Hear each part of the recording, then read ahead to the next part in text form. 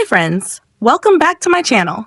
In today's video, I'm going to show you how to disable ads on Samsung Galaxy S24 Plus. If you're new here, don't forget to subscribe and give this video a thumbs up. Now let's dive in. Step 1. First, unlock your phone and open the Settings application. This is where you can find various customization options for your device, including display settings, privacy, security, and of course, disable ad settings. Step 2. Now, locate the search icon in the top right corner and tap on it. The search feature makes it much easier to find specific options without having to scroll through multiple menus manually. Step 3.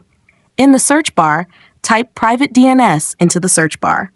A few options might pop up, like Wi-Fi settings or Bluetooth suggestions, but you want the one that says just private DNS. This is the setting that allows you to route your traffic through a DNS provider that blocks ads at the network level. Step 4. From the search results, tap on Private DNS. This will open a new page where you can choose how your phone handles DNS queries, which is basically how it connects to websites and apps. Tap on Private DNS again if you see a prompt.